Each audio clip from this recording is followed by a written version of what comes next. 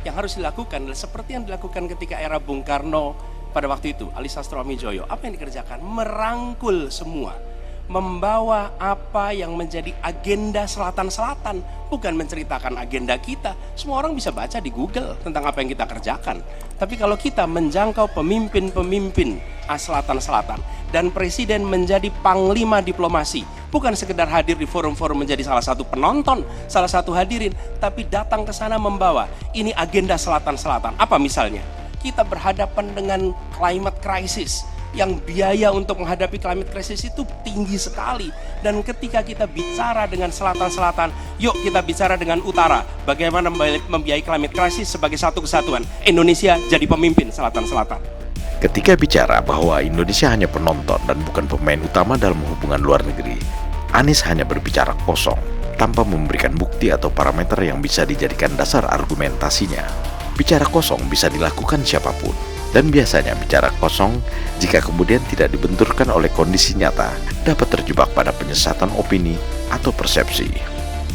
Tidak heran jika Kementerian Luar Negeri membantah ucapan Anies, karena kalau tidak akan terbangun opini maupun persepsi yang keliru tentang posisi Indonesia dalam hubungan internasional.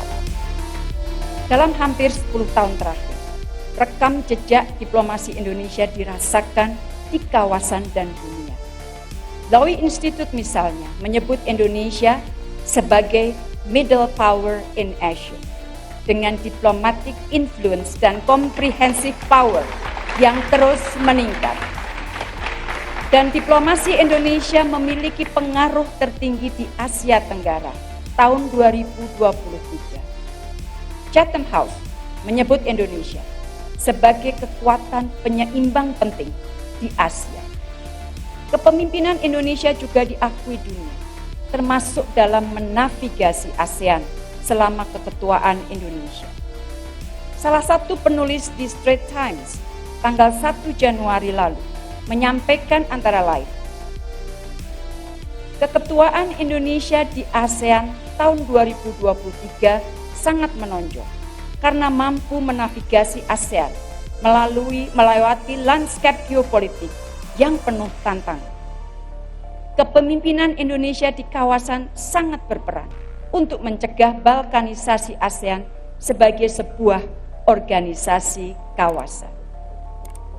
Dari berbagai pandangan tersebut, jelas bahwa Indonesia adalah salah satu pemain utama di kawasan dan global, bukan sebagai penonton.